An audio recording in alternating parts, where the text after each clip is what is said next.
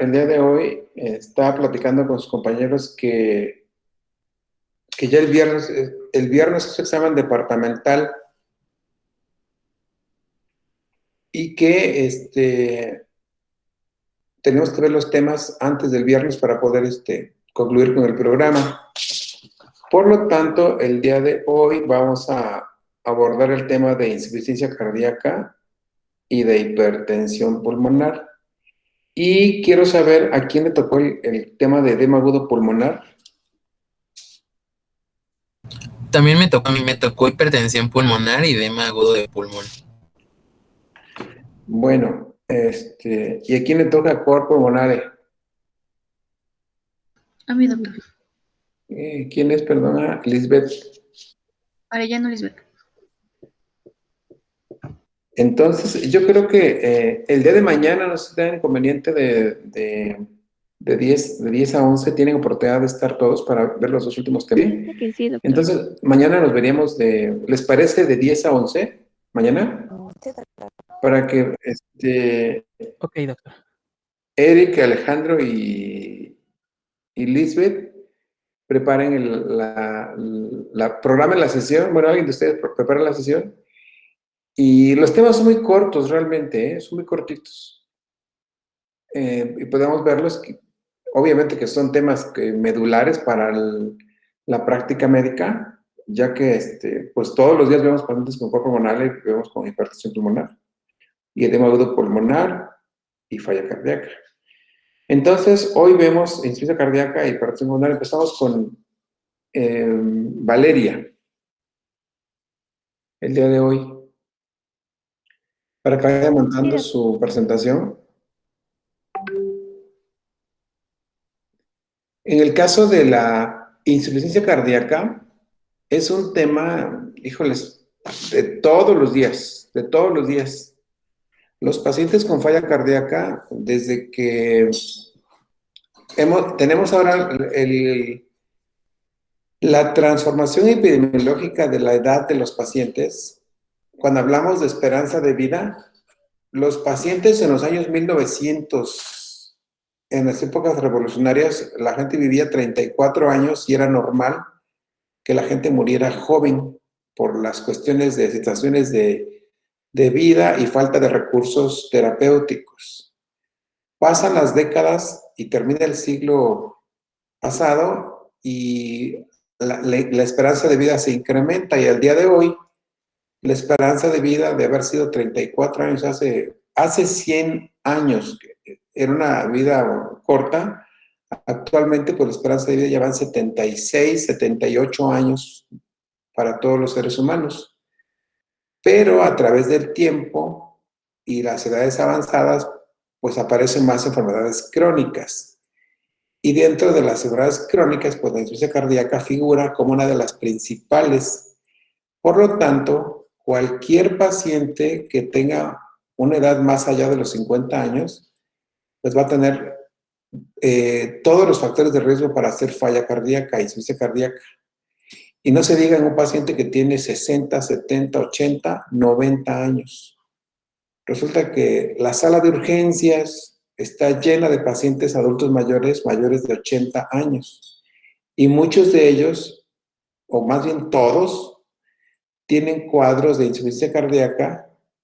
Algunos de ellos ingresan por otros motivos, pero el cuadro clínico está presente con un manejo médico, o muchos de ellos debutando con la enfermedad. Y bueno, pues como es un cuadro que vemos todos los días en las salas de urgencias y en las áreas de medicina interna, pues es importante el tema. Vamos a iniciar, Vale, con tu tema, por favor. Sí, doctor. Bueno, buenos días. Soy Valeria y pues les voy a hablar sobre insuficiencia cardíaca. Bueno, primero tenemos la definición. Este va a ser pues un síndrome complejo con síntomas típicos y pueden ocurrir tanto en reposo como en esfuerzo. Y este se va a caracterizar por una perfusión sistémica inadecuada, lo que nos va a llevar a que no van a alcanzar las demandas metabólicas del organismo y como resultado nos va a dar la incapacidad del corazón de funcionar como una bomba. Esto va a ser a consecuencia de cualquier anormalidad estructural o funcional que afecte la capacidad del corazón de recibir o expulsar sangre. Y bueno, pasamos con la etiología. Dentro de las 3 etiologías pues, más importantes tenemos la cardiopatía isquémica, ya que con cada paro que vaya teniendo el corazón, pues nos va a dejar de funcionar pues, una parte de este. La siguiente es miocardiopatías, en la cual podemos tener una hipertrofia concéntrica, una hipertrofia excéntrica o una restricción infiltrativa. Y por último tenemos patologías valvulares, como pueden ser comunicaciones intercavitarias, estenosis o insuficiencias valvulares. Otras que pueden causar la insuficiencia cardíaca pueden ser arritmias, infeccias o enfermedades genéticas. Ahora, pasando con los factores, después esta insuficiencia cardíaca se va a presentar principalmente en población de edad avanzada con promedio de 55 años y va a ser, se va a dar más en hombres con un 33% que en mujeres con un 28%. Otros factores de riesgo van a ser la obesidad, el sobrepeso, la hiperlipidemia, la hipertensión arterial, el tabaquismo, factores genéticos, consumo de alcohol, la diabetes y el síndrome metabólico. Y después pasamos con las clasificaciones. La principal, podemos clasificarla funcionalmente y se va a dividir en 2, en insuficiencia cardíaca diastólica y la otra va a ser insuficiencia cardíaca sistólica. Lo que nos va a provocar la insuficiencia cardíaca distólica va a ser una distensibilidad miocárdica. Esto a consecuencia del aumento de presiones de las cámaras cardíacas con conservación de la función sistólica. ¿Qué nos va a causar esto? Pues una hipertrofia ventricular izquierda o una isquemia miocárdica. Y la insuficiencia cardíaca sistólica va a estar alterada la función contractil del miocardio y a consecuencia de la disminución del volumen sistólico y fracción de eyección y dilatación ventricular progresiva. ¿Qué nos puede causar esto? Igual una isquemia miocárdica o una miocardiopatía dilatada. La segunda clasificación va a ser por fracción de eyección del ventrículo izquierdo, que esta clasificación es la que más se ocupa. Y esta fracción de eyección va a ser el porcentaje de sangre que llega al corazón y que se expulsa. Y tenemos la conservada, que va a ser mayor al 50%, un rango medio que va a ser de 40 a 49% y la fracción reducida, que va a ser menor al 40%. La tercera clasificación va a ser, depende de su cronicidad, que puede ser aguda, que va a ser como consecuencia de una descompensación aguda de una insuficiencia cardíaca crónica o una crónica, y esta pues va a ser la forma más común de una insuficiencia cardíaca. La siguiente va a ser por una localización anatómica que puede ser derecha o izquierda. De la derecha, pues va a estar, todo el sistema venoso va a estar afectado y nos va a producir ciertos signos y síntomas como edema, citis, reflujo, yugular, hepatomegalia, poliuria, presión venosa central elevada y derrame pleural. Y en la izquierda va a ser cuando va a estar afectado del ventrículo izquierdo al ventrículo derecho y nos puede causar disnea, ortopnea, tos seca, disnea paróxica nocturna, estertores crepitantes, síncope, entre otros. Y bueno, a manera de resumen, pues está esta imagen donde nos va a dejar pues todas las clasificaciones de la insuficiencia cardíaca y vamos a añadir aquí las de gasto bajo cardíaco, que pueden ser por una isquemia, por una dilatación excéntrica, por una valvulopatía, una pericardiopatía, y las que nos van a provocar un gasto cardíaco elevado, que puede ser el hipertiroidismo, la anafilaxia, el embarazo, la anemia y fístulas auriculoventriculares. También podemos dividirla en retrógrada, que va a ser la incapacidad de vaciado ventricular efectivo, un mal llenado, aumento de presiones venosas y trasudados a espacio intersticial. O anterógrada, que va a ser un mal vaciado ventricular, una retención de sodio y agua y activación del sistema renina-angiotensina-aldosterona. En cuanto a su fisiopatología, bueno, tenemos que la insuficiencia cardíaca pues se va a originar por una lesión primaria, en las cuales tenemos pues estas tres primeras que ya les había comentado, que es la lesión isquémica, la miocardiopatía y la valvulopatía. Esto pues nos va a causar una lesión miocárdica. Entonces, primero el corazón pues va a tratar de aumentar la fuerza de contracción para compensar esto, pero solamente va a ser al inicio. Ya después ya no puede seguir pues aumentando esta fuerza, por lo que va a disminuir el aporte de oxígeno a los tejidos. Y aquí es importante porque nos va a causar síntomas anterógrados, ciertos mecanismos de compensación inflamatorios, presión arterial, mediante el sistema renina-angiotensina-aldosterona, mediante la endotelina, la hormona antidiurética, el sistema simpático y citocinas. Y pues esto a su vez nos va a provocar una retención de líquidos o retención hidrosalina, y esto nos va a aumentar la precarga. Esto nos va a dar síntomas retrógrados. El sistema renina-angiotensina-aldosterona pues va a aumentar el sodio dentro del espacio intravascular, va a aumentar la resistencia periférica para que igual aumente la presión arterial, y también tiene efectos como hacer un remodelamiento cardíaco, o sea, hipertrofia. Pero después esta hipertrofia se va a hacer irreversible, por lo cual va a disminuir el tamaño de la cavidad cardíaca, haciendo que la sangre que entra en la diástole pues sea menor. Y bueno, también a su vez, pues estos sistemas de compensación nos va a causar una mayor presión y perfusión, lo cual nos va a aumentar también la poscarga, y por lo tanto igual va a haber un aumento de requerimiento de oxígeno y nos va a llevar igual a una lesión miocárdica, y entonces pues va a ser un círculo vicioso donde se van a estar lesionando al miocardio. Y bueno, dentro del cuadro clínico lo podemos dividir en insuficiencia cardíaca izquierda y insuficiencia cardíaca derecha, perdón, y lo podemos también dividir en síntomas anterógrados, y dentro de estos, de la insuficiencia cardíaca izquierda, podemos tener signos de hipoperfusión tisular, oliguria, astenia, debilidad, confusión, insomnio, pérdida de memoria, un shock cardiogénico y por lo tanto un fracaso multiorgánico. Y de los síntomas anterógrados, pero de la derecha, pues estos van a ser poco frecuentes y nos puede causar una hipotensión arterial.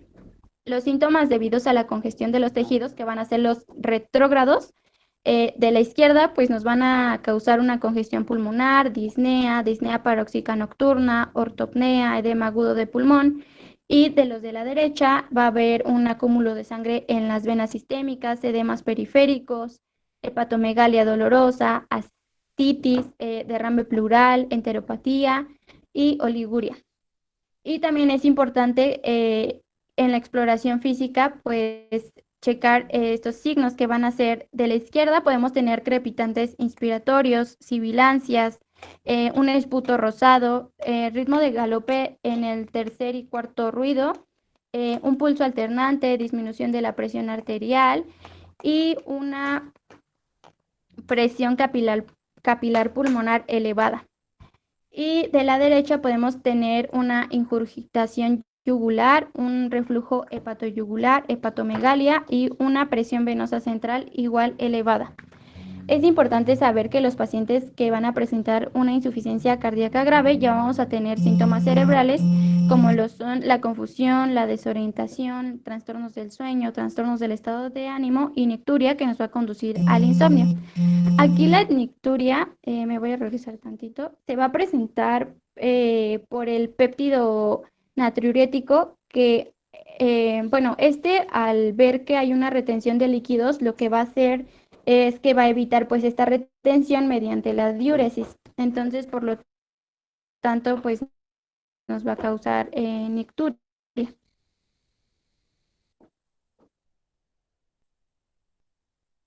Y los síntomas cardinales van a ser la disnea y la fatiga. Y bueno, igual esta imagen a manera de resumen pues presenta todas las manifestaciones que se pueden tener en una insuficiencia cardíaca, que son iguales las que ya dije. Y bueno, la Asociación Americana nos va a dividir la insuficiencia cardíaca en 4 estadios. Primero tenemos un estadio A, que va a ser, bueno, aquí no hay una insuficiencia cardíaca como tal, pero hay un alto riesgo y se van a presentar anomalías estructurales o funcionales y no va a haber signos ni síntomas de esto. Un estadio B, en donde ya hay una enfermedad cardíaca estructural desarrollada en relación con la insuficiencia cardíaca, pero no va a haber signos ni síntomas. Y ya en el estadio C ya va a haber una insuficiencia cardíaca asintomática asociada a una enfermedad estructural subyacente, estructural avanzada y síntomas causados por insuficiencia cardíaca, pero en reposo a pesar del tratamiento médico máximo. Y ahora pasamos al diagnóstico. Bueno, primero tenemos uno de los más importantes que van a ser los criterios de Framingham. Y bueno, esto nos divide 2 tipos de criterios, los mayores y los menores. Dentro de los mayores tenemos disnea paróxica nocturna u ortopnea, una distensión venosa yugular, crepitaciones, el galope por el tercer ruido, cardiomegalia, edema pulmonar agudo clínico, reflujo hepatoyugular y una disminución del peso. Y criterios menores como son tos nocturna, disnea de esfuerzo, taquicardia mayor a 120 latidos por minuto, un edema malular bilateral, derrame pleural, hepatomegalia y una disminución de la capacidad vital a 1/3 de la máxima registrada. Y para el diagnóstico de insuficiencia cardíaca se van a requerir 2 criterios mayores o un criterio mayor y 2 criterios menores. La siguiente que tenemos es el electrocardiograma. Se va a realizar un electrocardiograma de 12 derivaciones y pues la importancia de este va a radicar en que se va a estudiar el ritmo cardíaco y establecer la presencia de hipertrofia. En este podemos observar presencia de cambios isquémicos necróticos. Entonces, cuando en el electrocardiograma se ven ondas Q, que son estas de aquí, nos va a hablar de necrosis y la hipertrofia encontré que se va a ver cuando existe un mayor voltaje en las ondas, como aquí se ve, y eso pues va a ser indicativo de hipertrofia. Dentro de la radiografía de tórax, pues nos va a permitir ver el corazón y igual su forma y la vasculatura pulmonar. Dentro de la insuficiencia cardíaca aguda, podemos tener una hipertensión pulmonar, así como también un edema pulmonar. Y pues se va a manifestar un aumento también de la capacidad de los linfáticos por eliminar el líquido pulmonar intersticial. Entonces, en la radiografía de tórax lo que vamos a ver va a ser una cardiomegalia, principalmente. El siguiente estudio es la ecocardiografía y este nos va a servir para la confirmación de insuficiencia cardíaca, así como también la confirmación de una disfunción cardíaca, perdón. Y dentro de los biomarcadores vamos a tener el natriurético tipo B, así como el proBNP, que va a ser el péptido natriurético cerebral, y pues estos se van a liberar en el corazón con insuficiencia. Y pues nos va a hablar de un daño severo. Y por último tenemos al tratamiento. Bueno, primero tenemos ciertas medidas generales, como es instruir el apego al tratamiento, una reducción del peso en pacientes que sean obesos, reducir el consumo del alcohol, suprimir el hábito tabáquico. Se va a indicar actividad física moderada, adaptada a la condición del paciente. Y es importante que los pacientes se vacunen con antineumococo y la antigripal. También vamos a tener una restricción de sal y el control de lípidos. Y bueno, ahora el tratamiento lo vamos a dividir en 3. Primero tenemos a la insuficiencia cardíaca aguda, que aquí vamos a iniciar el tratamiento cuando la fracción de eyección sea menor del 45%.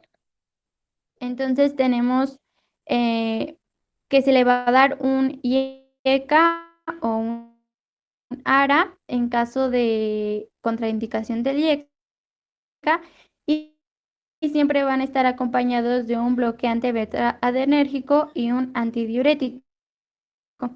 Si a pesar de este tratamiento persisten los síntomas, va a añadirse un antagonista de aldosterona en los que podemos encontrar la apleronona y la espironolactona.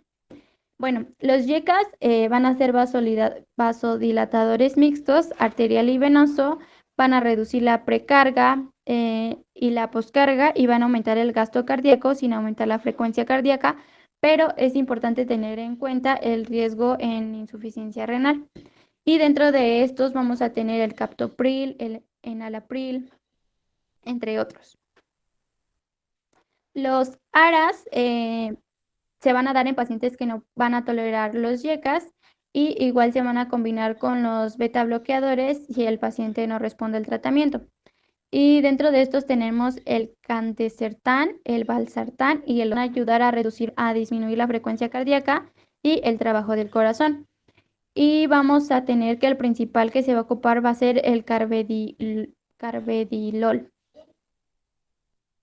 Y por último tenemos los diuréticos, que estos pues van a estimular la liberación de la renina, por lo que aumentan la activación neurohormonal y debe asociarse siempre que sea posible a un YECA y a un bloqueante beta adrenérgicos. Y pues tenemos de 3 tipos, las tiacidas, en los que tenemos a la hidroclorotiacida, los diuréticos de asa como la furosemida, los antagonistas de aldosterona como la espironolactona. El segundo va a ser el tratamiento para insuficiencia cardíaca por disfunción diastólica y este va a estar referido a la etiología, a prevenir una isquemia, al control de la presión arterial y a reducir la hipertrofia. Y tenemos que se va a dar como tratamiento inicial oxígeno, así como también furosemida y un vasodilatador, que puede ser nitroglicerina o nitroprusiato.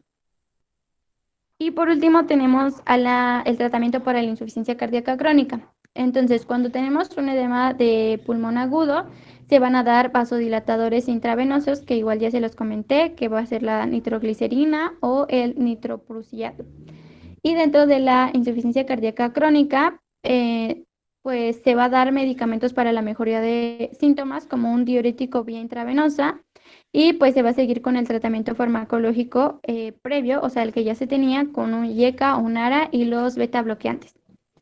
Y en caso de tener un shock cardiogénico, pues se va a dar tratamiento inotrópico positivo, ya sea con dopamina, dobutamina, noradrenalina, milrinona y levosimedan.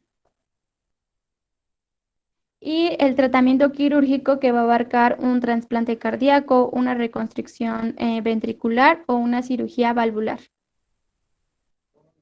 Y ya, eso sería todo. Pues realmente es un tema muy amplio que afortunadamente Vale lo hizo muy sintetizado, resumido, pero muy fácil de comprender. La realidad es que para ustedes que están en una fase de pregrado, bueno, pues tengamos los conceptos claros, pero ya en la práctica clínica, pues tenemos que aterrizarlo de acuerdo al tipo de insuficiencia, el grado de insuficiencia, los factores de riesgo, modificables, no modificables. Y bueno, pues el éxito de tratamiento es de acuerdo al diagnóstico temprano. Aún así, parte de lo que no nos ayuda mucho para los pacientes es que son indisciplinados y no hacen caso de indicaciones. Ese es un gran porcentaje de pacientes que tiene que ver con la idiosincrasia del mismo, factor socioeconómico, cuestión laboral, cuestiones de redes de apoyo. Ahora tenemos, más o menos, contamos con redes de apoyo con los familiares, pero los familiares siempre están ocupados, no hay quien los lleve a las consultas, darles sus tratamientos. Y en un futuro, pues va a ser más complicado todavía porque cada vez son menos redes de apoyo con las que cuentan los pacientes. Ahora, el diagnóstico temprano, pues es muy importante hacerlo, pero además el éxito del tratamiento, pues va a depender de todo lo que comentamos, pero muchos de los pacientes, o pocos de ellos, a pesar del tratamiento y todo esto, pues llega a una falla cardíaca crónica muy severa que los hace candidatos a trasplante cardíaco. Ahora, del trasplante cardíaco, afortunadamente también se cuenta con el recurso a nivel de tercer nivel de atención en todos los sistemas. Aquí en México, uno de los líderes de trasplante cardíaco es el Instituto Mexicano del Seguro Social. Y en los centros médicos, tanto de la raza como del siglo XXI, se practica cirugía de trasplante cardíaco y con una tasa de éxito muy alto.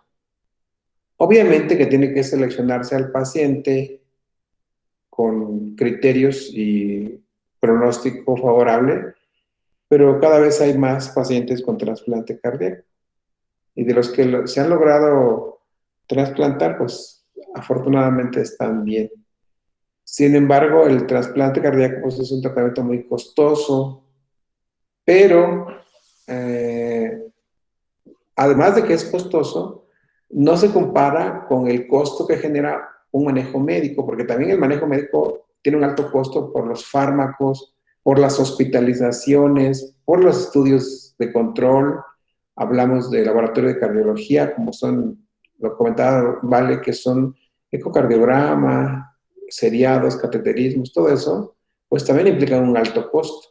Y al final es más redituable un trasplante cardíaco que un manejo médico con todo lo que ya comentamos. No sé si alguno tenga alguna pregunta referente a insuficiencia cardíaca. No, doctor. No, doctor, gracias. Bueno, tal pareciera que está claro. Ya cuando tengamos al paciente en vivo, pues ya tendremos que ir adaptando y ajustando. Aunque el cuadro, aunque la exposición es muy clara, muy entendible, ya en la práctica clínica también el cuadro clínico es un cuadro clínico, no es puro, porque no encontramos un paciente que solamente tiene falla insuficiencia cardíaca, sino que tiene otras patologías, y creo que eso es lo que hace más complejo el diagnóstico y el tratamiento, porque tienen cuadros que están interpuestos. Tiene falla cardíaca, pero además tiene otros cuadros clínicos, y creo que ahí es un poquito ya más complejo de entender, tratar y resultado. Muy bien. Pues vamos a continuar con el tema de hipertensión pulmonar con su compañero Eric Alejandro.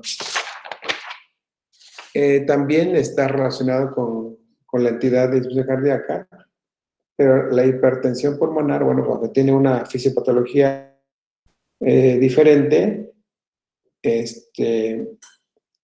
pues también no deja de ser un cuadro que tiene que ser con diagnóstico temprano. De igual manera, el pronóstico es mejor cuando se diagnostica y se trata en forma temprana. Estaba valorando algunos casos de los que llegan al hospital que pues los insumos para el tratamiento preventivo y curativo que son también de alto costo y que para las instituciones finalmente pues se tienen disponibles. Sin embargo, tal pareciera que como médicos generales, aunque conozcan los cuadros clínicos, tal pareciera que hay que enfocarnos mucho en los cuidados preventivos. Habría que investigar cómo tratarlos, cómo abordar al paciente y prevenir el cuadro hasta donde más sea posible, ya que una vez que está el cuadro, el paciente enfermo, pues es más difícil todo lo que sigue. Adelante, Eric. Mientras pone su ponencia, vamos a ver que la hipertensión pulmonar pues no respeta sexo, puede ser hombre, puede ser mujer, depende de sus hábitos.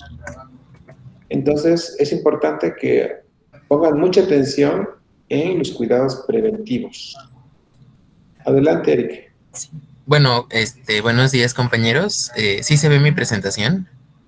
Sí, se ve. Escucha bien. Me avisan si se corta o algo, porque últimamente mi internet ha estado muy mal, pero bueno. Como ya lo explicó el doctor, yo voy a dar el tema de hipertensión pulmonar y de edema agudo de pulmón, pero creo que solo hoy vamos a ver hipertensión pulmonar. Pues si nos alcanza el tiempo, Eric, Igual y lo abordamos Sí, una porque vez. DM está súper cortito, ¿no? No es muy largo. Sí, lo abordamos de una vez. Pero bueno, aquí tengo el contenido de ambas.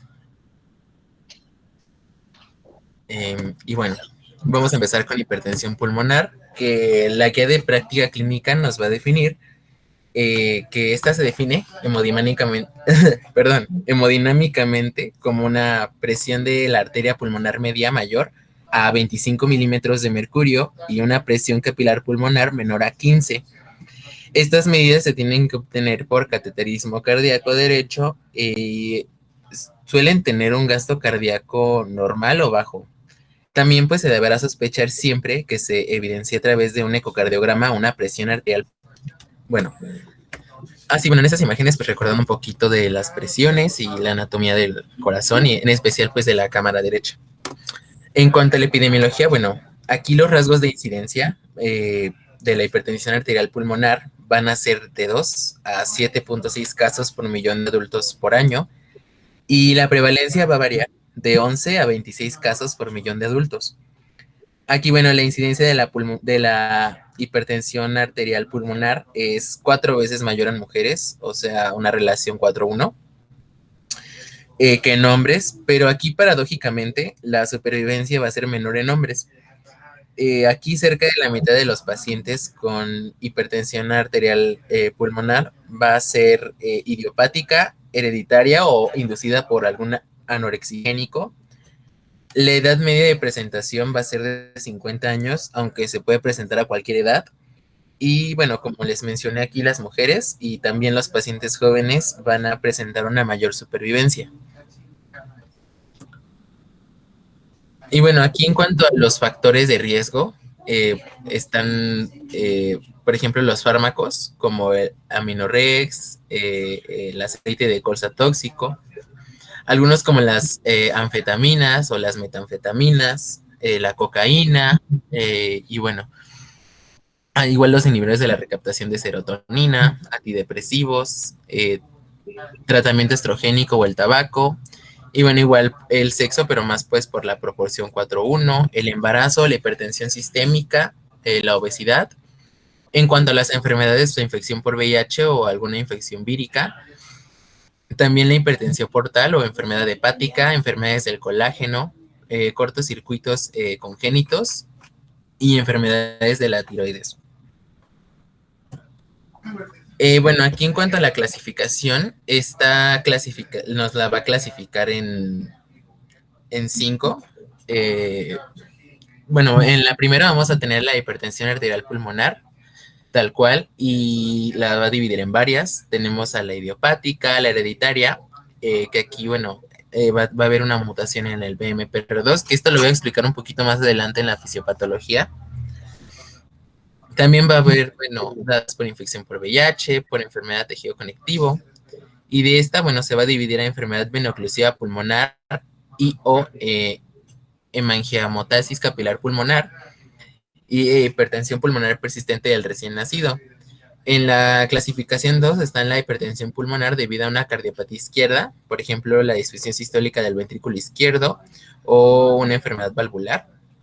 En la clasificación 3 está la hipertensión pulmonar debido a una enfermedad pulmonar y o hipoxemia, por ejemplo, una enfermedad pulmonar obstructiva crónica o trastornos respiratorios del sueño.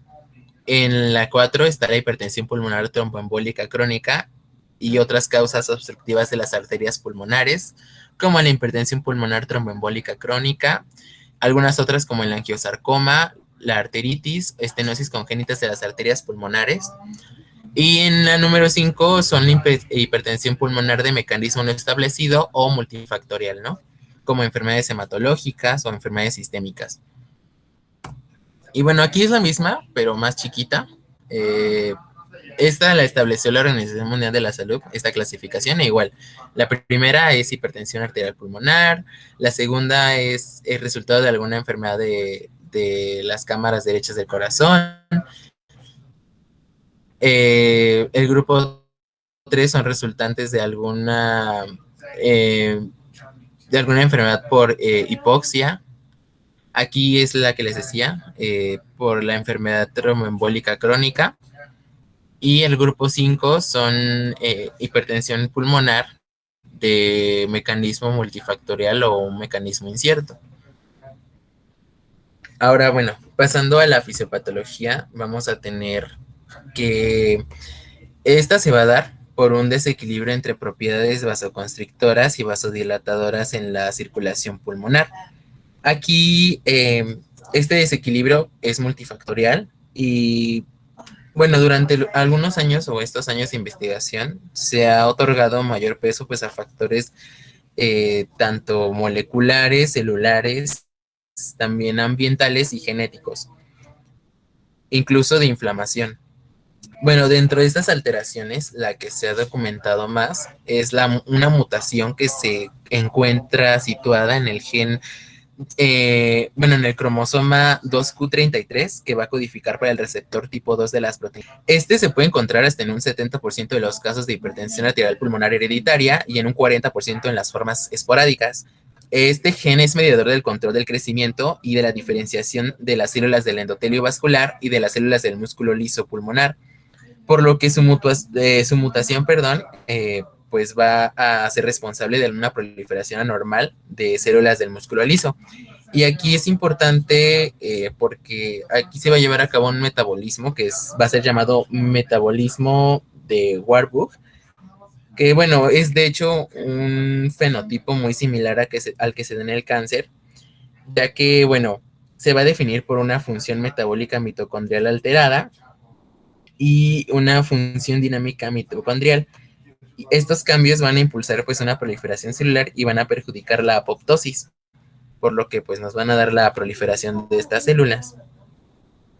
Bueno, además de esto, se va a dar una lesión, que son las lesiones plexiformes, que van a ser pues un conjunto de endotelio dañado, fibroblastos y proteínas de la matriz extracelular en las pequeñas arterias pulmonares.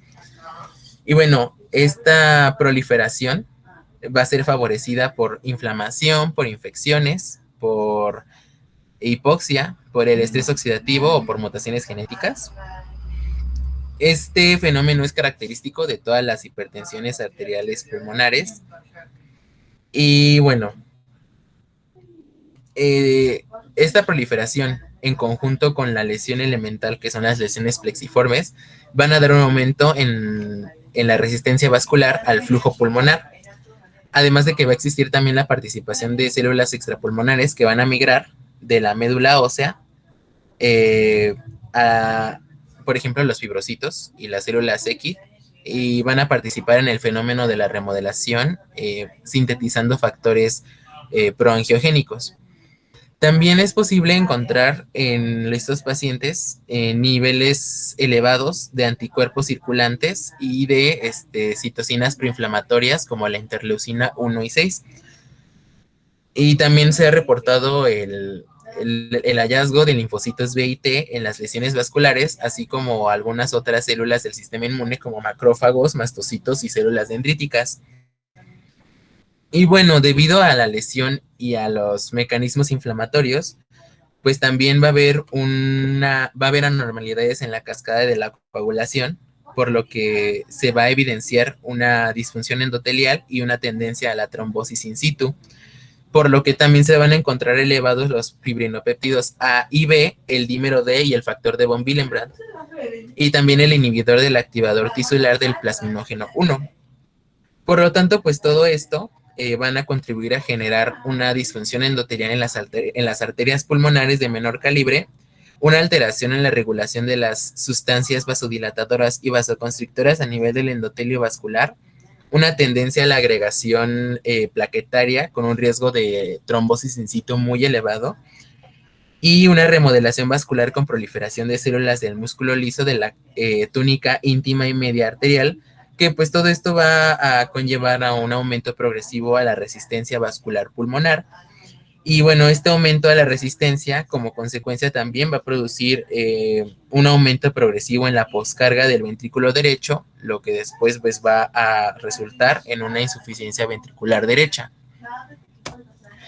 Y bueno, aquí en este esquema está de hecho todo lo que les dije muy resumido. por ejemplo, aquí tenemos la interacción entre factores genéticos, como les decía, la mutación en el BMPR2 o algunos en la epigenética como microRNAs. También pues la interacción con otros factores ambientales como el uso de anorexigénicos, anfetaminas, infección por VIH. Y bueno, aquí lo divide, por ejemplo, en sangre, lo que pasa en la capa íntima, en la capa media, en la adventicia y en el ventrículo derecho, y lo que se altera y lo que da como resultado, ¿no?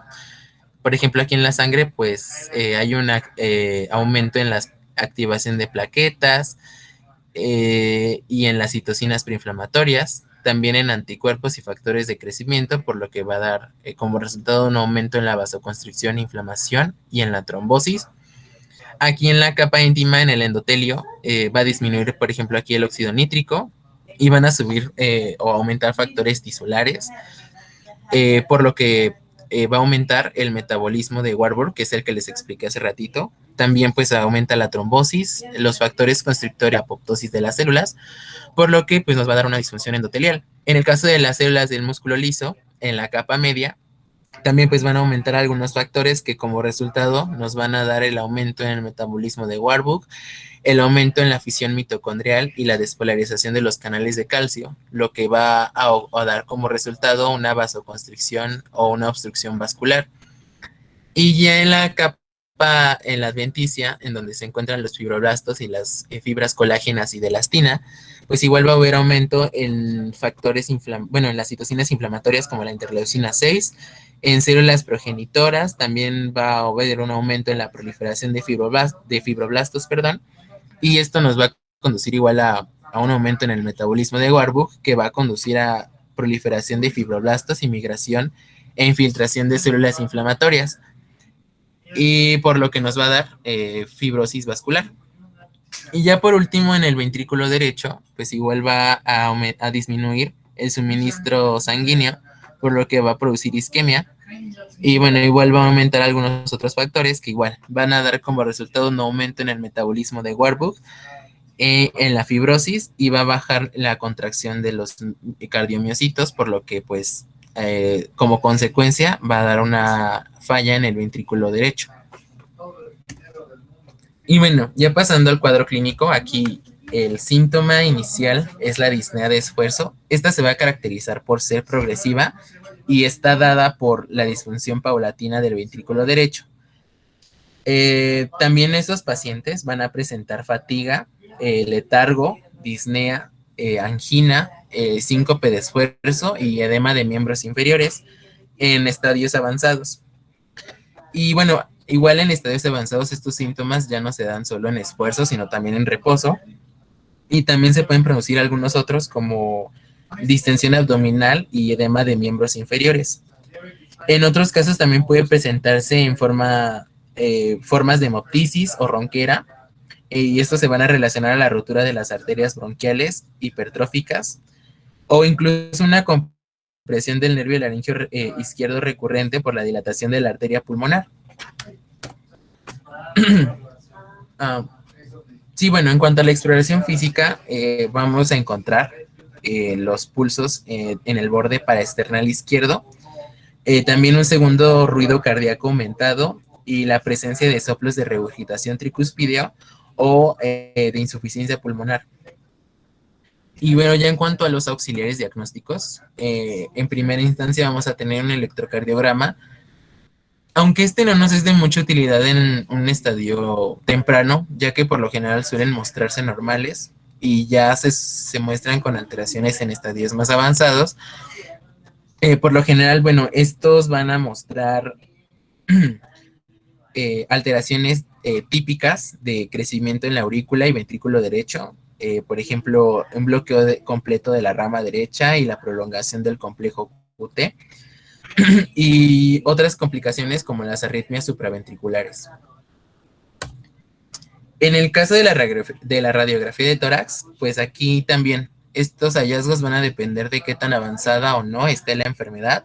Por lo general, igual en estadios no muy avanzados se suele mostrar una radiografía normal, pero bueno, en caso de que ya la enfermedad esté muy avanzada,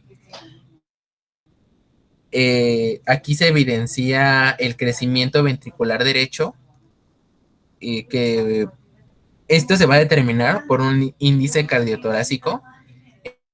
En el caso de un índice cardiotorácico mayor a 0.5 en la proyección posterior o mayor a 0.57 en la proyección anteroposterior.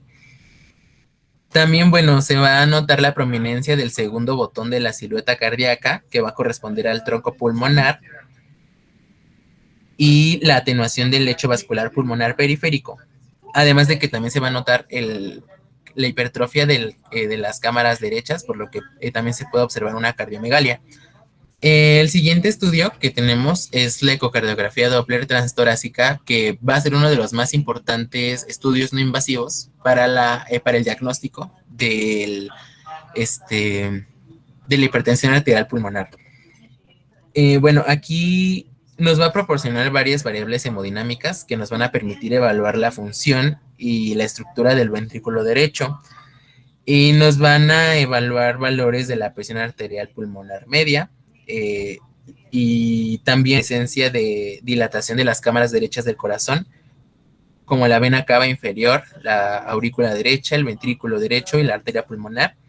También el aplanamiento e inversión del septo interventricular y la presencia del colapso mesosistólico y de un tiempo de aceleración menor de 80 metros sobre segundo del flujo pulmonar. Y bueno, en esta tabla están los criterios que se obtienen con este estudio. Los divide en hipertensión pulmonar improbable, posible y probable.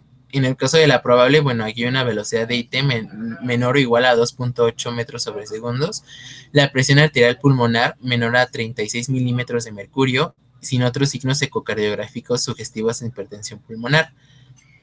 En la hipertensión pulmonar posible, hay velocidad de IT menor o igual a 2.8 metros sobre segundos, una presión arterial pulmonar menor o igual a 36 milímetros de mercurio, sin otros signos ecocardiográficos sugestivos. Igual la velocidad IT de entre 2.9 y 3.4 metros sobre segundo, y la presión arterial pulmonar de entre 37 y 50 milímetros de mercurio, con o sin otros signos ecocardiográficos, perdón. Y por último, en la hipertensión pulmonar probable, aquí la velocidad de IT es mayor o igual a 3.4 metros sobre segundo, con una presión arterial pulmonar mayor a 50 milímetros de mercurio, con o sin signos ecocardiográficos sugestivos de hipertensión pulmonar. Y en esta otra tabla es lo mismo, lo de aquí arriba, pero aquí lo que me interesaba mostrarles es los otros signos que se pueden ver. Por ejemplo, en los ventrículos, pues la relación del diámetro del ventrículo derecho y ventrículo izquierdo basal mayor a 1. También el aplanamiento del septo interventricular. En el caso de la arteria pulmonar, bueno, aquí lo que se puede observar es el tiempo de aceleración del Doppler del tracto de salida del ventrículo derecho menor a 105 metros sobre segundos, o una muesca mesosistólica. También la velocidad de regurgitación pulmonar en prodiástole mayor a 2.2 metros sobre segundos, y el diámetro de la arteria pulmonar mayor a 25 milímetros. En la vena cava inferior y la aurícula derecha, el diámetro de la vena cava inferior mayor a 21 milímetros, con la disminución del colapso inspiratorio, que es menor a 50% en la inspiración profunda y menor al 20% en la inspiración normal. Y en el área de la aurícula derecha, mayor a 18 centímetros cuadrados. Bueno, todo esto en conjunto nos van a hacer sospechar de que el paciente tenga o no hipertensión pulmonar. También, bueno, vamos a tener la gamografía pulmonar, pero esta solo es para descartar la hipertensión pulmonar por tromboembolismo crónica. Y después de esto vamos a tener la tomografía computarizada de tórax, que bueno, esta nos va a servir para el estudio de la vasculatura del parénquima pulmonar en pacientes con alteraciones cardiovasculares que están asociadas a hipertensión pulmonar. Aquí importante es la medición del tronco de la arteria pulmonar, el tronco principal, que bueno, mayor a 29 milímetros es un importante predictor para hipertensión pulmonar. Y también se debe medir el diámetro de la rama pulmonar derecha, que bueno, Si es mayor a 21 milímetros, también va a apoyar el diagnóstico de hipertensión pulmonar. Y bueno, por último vamos a tener el cateterismo cardíaco derecho. Este va a ser el gold estándar para diagnóstico y este es un método invasivo. Aquí, bueno, pues como les mencioné al principio, nos va a dar las cifras como tal para determinar para determinar que el paciente tiene pues hipertensión pulmonar. Dentro de esta prueba también se puede realizar otra prueba que es la prueba de vasorreactividad pulmonar, que básicamente es para verificar qué medicamentos del tratamiento farmacológico son más efectivos para el paciente. Y bueno, con esto también se tiene que realizar la prueba de esfuerzo cardiopulmonar incremental, que es una prueba de tolerancia al ejercicio, pues para categorizar al paciente en cualquiera de los 4 estadios que la Organización Mundial de la Salud nos da para estadificación del paciente, ya que esto nos va a servir también para el tratamiento del paciente. Esta prueba nos va a permitir pues evaluar la integración del ejercicio en los sistemas cardiovascular, respiratorio, metabólico y musculoesquelético del paciente. Y pues igual nos permite cuantificar la capacidad de ejercicio que tiene el paciente, ya sea pues en condición de salud o de enfermedad. Aquí, bueno, la clasificación de la OMS da 4 estadios. En la clase 1 son pacientes con hipertensión pulmonar sin limitación de la actividad física. En la clase 2 son pacientes con hipertensión pulmonar con leve limitación de la actividad física y estas, están sin limitación en reposo y la actividad física ordinaria puede producir disnea, fatiga, dolor torácico o presíncope. En la clase 3 son pacientes con hipertensión pulmonar con limitación marcada de la actividad física. No tienen limitaciones en reposo, pero la actividad física ordinaria produce disnea, fatiga, dolor torácico o presíncope. Y en la clase 4 son pacientes con hipertensión pulmonar con incapacidad para llevar a cabo cualquier actividad física sin síntomas. Estos pacientes también van a manifestar signos de falla cardíaca derecha y síncope, y la disnea fatiga pueden estar presentes en reposo e incomodidad presente por cualquier grado de actividad física. Espérenme tantito. Tengo que arreglar algo.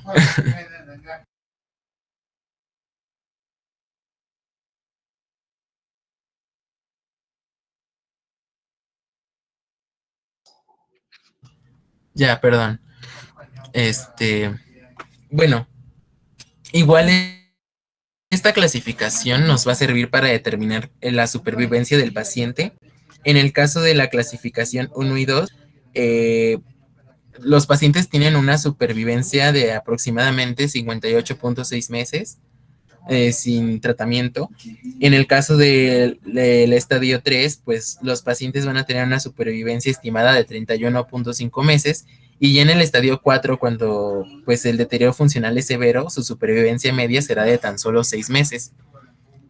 Y bueno, una vez ya tenido todo esto, pues ahora sí pasamos al tratamiento, que vamos a tener, 4 grupos de medicamentos que nos van a ser útiles, que bueno, aquí los pueden ver, que son los bloqueadores de los canales de calcio, los antagonistas de los receptores de la endotelina, los inhibidores de la 5-fosfodiesterasa y estimuladores del guanilato ciclasa y los análogos de la prostaciclina.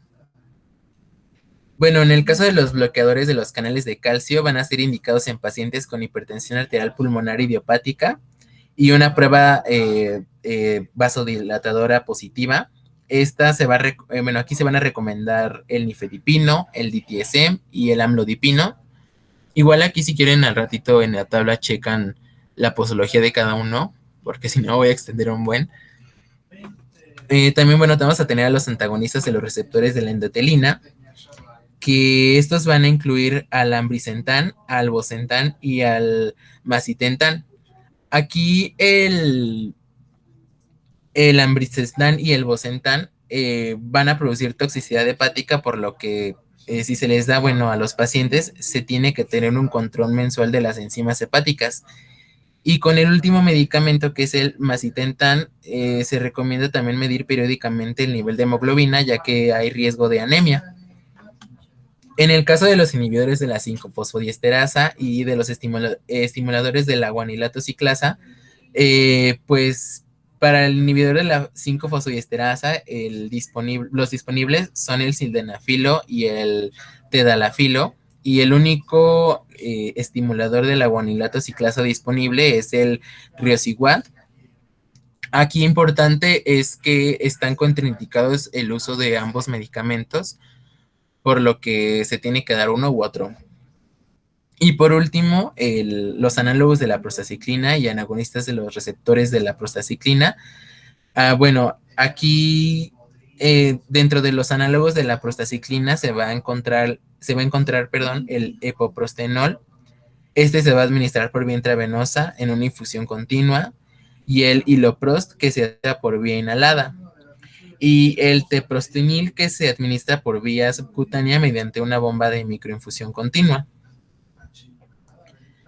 Y bueno, aquí en esto tenemos, pues igual, como les había comentado, que la clasificación de la OMS es importante para dar el tratamiento. Pues igual, en el caso de la clasificación 1, aquí dice que no se considera beneficioso iniciar tratamiento y se sugiere una evaluación de la severidad cada 6 meses en ausencia de síntomas y cada 3 cuando el paciente es sintomático, por lo que se debe decidir el inicio del tratamiento y debe descartarse la presencia de insuficiencia cardíaca y realizar la prueba de vasorreactividad, pues para saber qué medicamento le va mejor al paciente. Y con base a esto se deben usar o no los bloqueadores de calcio, de los canales de calcio. En el caso de la clasificación 2 de la OMS, aquí, bueno, si el paciente va a tener positividad en la prueba de vasorreactividad, se debe iniciar el tratamiento con los bloqueadores de canales de calcio, aunque también se puede usar cualquiera de las terapias de medicamentos que les comenté antes, ya que pues ninguna ha demostrado superioridad. Aquí no se recomienda el uso de prostanoides vía intravenosa o inhalada, y se reserva el uso de teprostenil en pacientes con falla a tratamiento previo. En el caso de la clasificación 3, bueno, aquí los prostanoides inhalados son útiles como terapia inicial ante la prueba de vasorreactividad negativa o falla al tratamiento previo o contraindicación de uso de la vía oral. Aquí también puede utilizarse en combinación con Bosentan o con inhibidores de la 5-fosfodiesterasa, y se sugiere iniciar prostinoides intravenosos siempre y cuando exista supervisión las 24 horas en un centro de referencia o que esté especializado en hipertensión pulmonar. Y bueno, en la clasificación 4 tenemos al epoprostenol, que bueno, va a ser la terapia recomendada de inicio.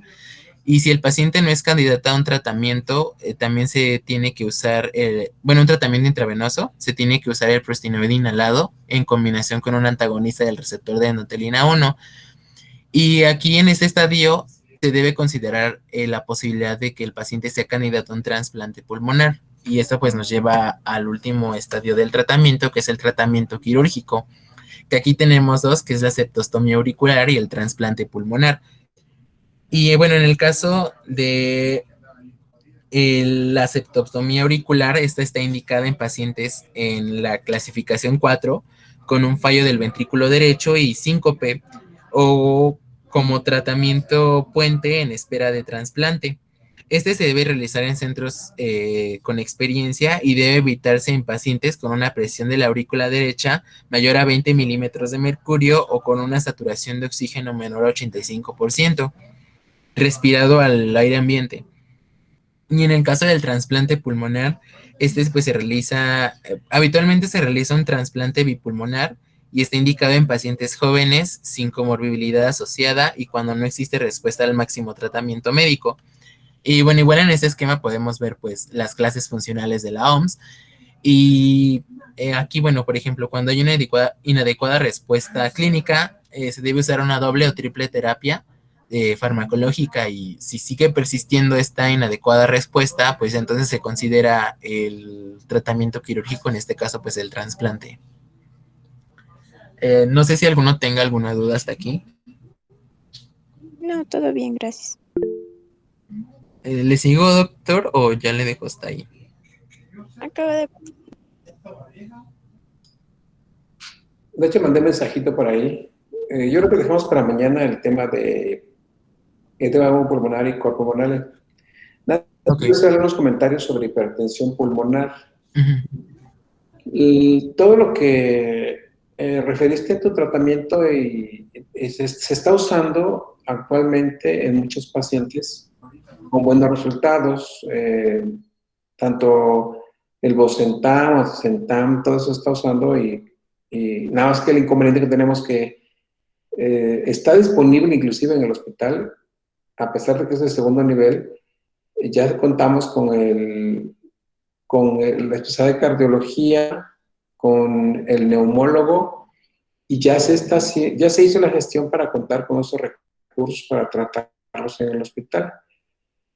El problema de esto es que debe estar bien justificado porque obviamente que el cardiólogo hace el cateterismo diagnóstico, cateterismo derecho, izquierdo, mediciones, se documenta el diagnóstico, vamos, y el recurso lo otorga la institución. Nada más es el costo. Por ejemplo, el tratamiento con Bosentan, más o menos al mes son 20,000 pesos del puro medicamento. Entonces, tiene que estar bien justificado y creo que aquí en el hospital se ha logrado hacer por lo que se tiene la parte de hemodinamia y se ha ya concretado diagnóstico y tratamiento. Lo que antes solamente se hacía en el centro médico, ahorita se está manejando aquí en segundo o tercer nivel porque es híbrido el hospital. Entonces, se tiene el recurso, el sildenafil, se tiene el medicamento de 20 miligramos, que es el que se está usando para pacientes en forma crónica. Viene la caja con 28 tabletas y se está usando también en forma crónica para los pacientes. En realidad, el diagnóstico hay que sospecharlo clínico y después enviarlo a la especialidad para hacer el protocolo de estudio. Y afortunadamente, pues el pronóstico es bueno para aquel paciente que se diagnostica en un estadio inicial. El uso del oxígeno, que también es importante, pues tiene que estar bien indicado, ya que el oxígeno es preventivo de alguna manera. El oxígeno es preventivo y bueno, pues también el costo no es nada despreciable, sumando por año más o menos el paciente son como 50,000 pesos por dotación de oxígeno anual para el paciente. Y en realidad, pues sí, son altos costos para el tratamiento de los pacientes, pero afortunadamente se cuentan. Y se encuentran en hospitales de segundo y tercer nivel. Sin embargo, a pesar de que se tienen ya los métodos diagnósticos, los tratamientos, los medicamentos, incidimos mucho en que hay que hacer medicina preventiva. Medicina preventiva es lo que nos falta mucho en México y va resumido en la parte de educación de la población. Y su tarea de ustedes, como buenos médicos generales, es medicina preventiva en todos los niveles. Agradezco mucho su presentación de Vale y de Eric. Muy bien llevadas, al igual que la mayoría de ustedes que se han llevado sus presentaciones. Pues más que nada, espero que se pongan a leer un poquito más en estos últimos días para su examen departamental. Nos vemos el día de mañana a las 10, de 10 a 11 más o menos, para ver los dos últimos temas. Que pasen buen día a todos. Igualmente, Gracias, doctor. doctor, Muchísimas igualmente. gracias. Gracias, doctor. Gracias, Igual. igualmente. Gracias, doctor, igual.